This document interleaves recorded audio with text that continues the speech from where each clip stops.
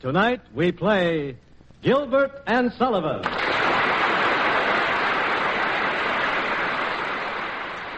We shall give you some of England's most proud, most brave, and sometimes most bravura heroes and heroines of comic opera. Tonight we play Gilbert and Sullivan's romance of maids and jesters, headsmen and stolen keys, the Yeomen of the Guard, or the Merry Man and his Maid.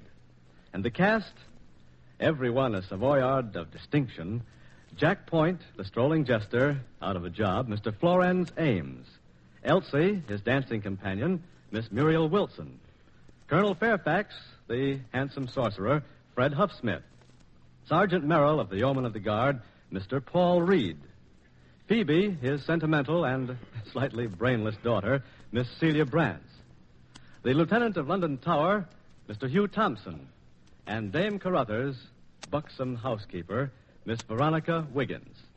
But now, it's curtain time. Maestro Stopak enters the orchestra pit, raps for attention, and is about to conduct the overture to Gilbert and Sullivan's Yeomen of the Guard.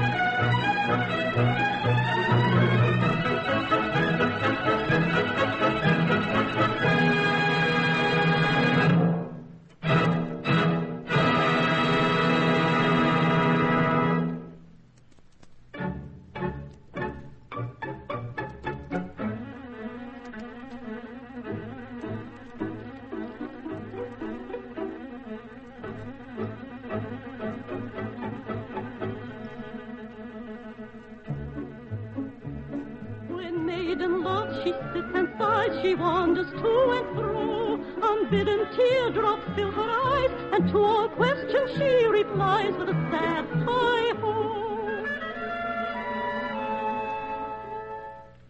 'Tis but a little word, hi-ho, so soft is scarcely heard, hi-ho, an idle breath, yet life and death may hang upon a maid's hi-ho.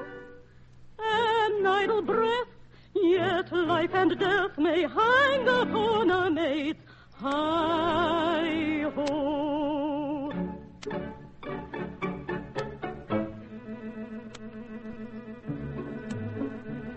When maiden love she mopes apart as owl mopes on a tree. Although she keenly feels the smart, she cannot tell what ails her heart with her sad amiss.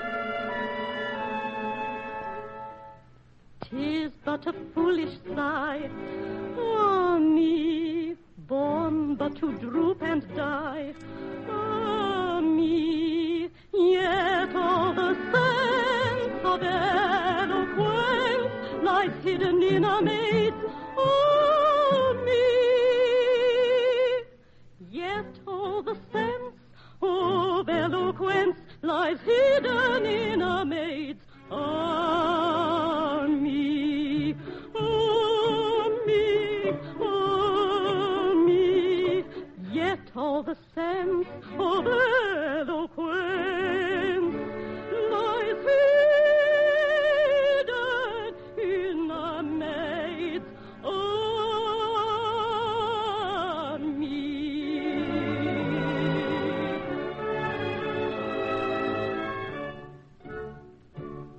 Mistress Phoebe. Oh, it's you. Go away. I don't like you. Haven't you anything to say to me? Are all your racks, pincers, and thumbscrews ready for work? Oh. I'm not an assistant tormentor. Just because I like assistant tormenting, we can't all be sorcerers, you know. Colonel Fairfax is not a sorcerer. He's a man of science and an alchemist, and a very handsome young gentleman. Well, he won't be for long, for he's to be beheaded this evening at 7:30. Why, I believe you're jealous of him, poor man. I don't believe I want to hear any more of you or your words.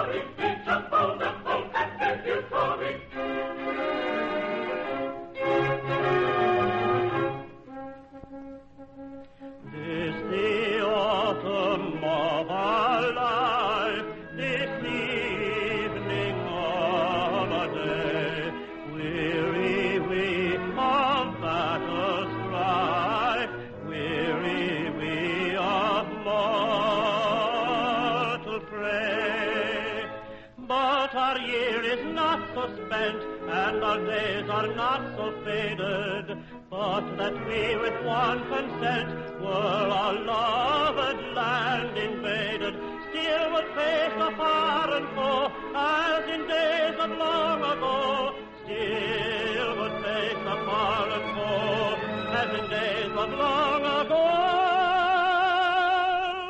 as in days of long ago.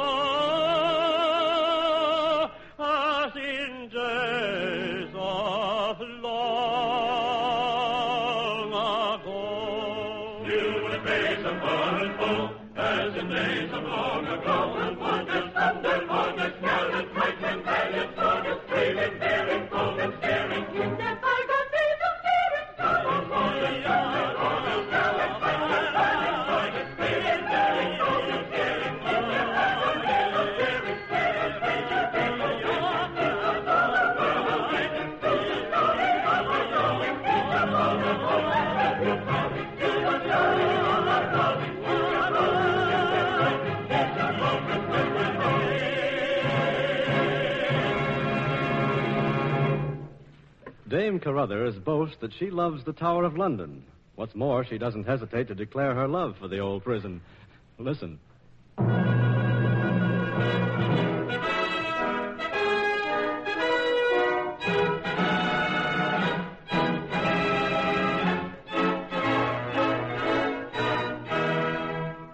When our gallant Norman foes made our very land their own, and the Saxons from the Conqueror were flying, at his bidding it arose in a panoply of stone, a sentinel unliving and undying. Insensible, I trow, as a sentinel should be, though a queen to save her head should come a-suing. There's a legend on his brow that is eloquent to me, and it tells of a duty done and duty doing.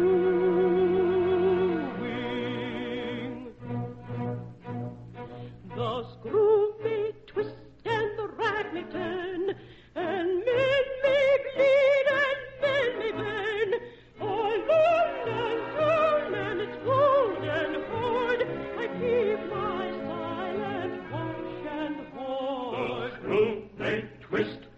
the bird may turn, and men may flee, and men may burn. For London town and its golden horn, I keep my silent watch and on.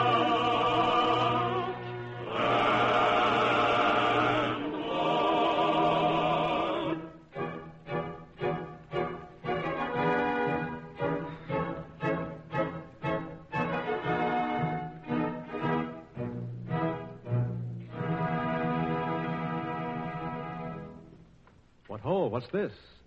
Phoebe and her father, the sergeant. And Phoebe in tears. Be of good cheer, lass.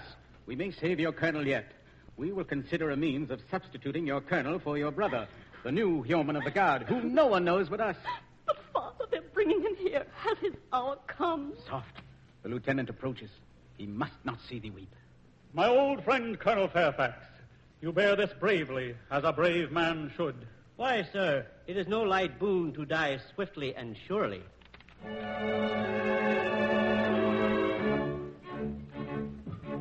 Is life a boon? If so, it must befall, that death, whene'er he call, must call too soon. Though fourscore years he give, yet one would pray to live another moon. What kind of plaint have I, who perish in July, who perish in July?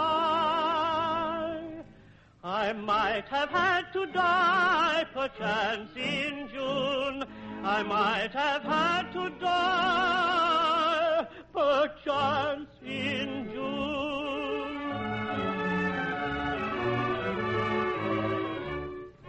Is life a thorn? Then count it not a whit. Nay, count it not a whit. Man is well done with it. Soon as he's born, he should all means essay to put the plague away. And I, warn, who captured fugitive, my life most gladly give. I might have had to live another morn. I might have had to live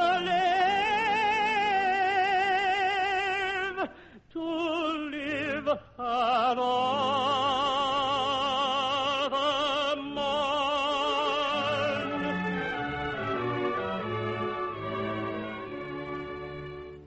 And now, Lieutenant, I have a boon to beg. I am here because my kinsman, Sir Clarence Potwhistle, has charged me with sorcery, so that he may succeed to my estate if I die unmarried. But I shall thwart this cousin of mine. But how? By marrying forthwith. But whom? Any woman who will marry me for 100 crowns. Very well, sir. We will see what can be done. Till then, farewell. Come, good guardsman, take me away. Now, how to find him a bride at such short notice? Well, the task should be easy. My masters, bear with us. My Elsie and I, her jester, Jack Point. Let us give them the singing farce of the merry man and his maid. Aye, the merryman and his maid.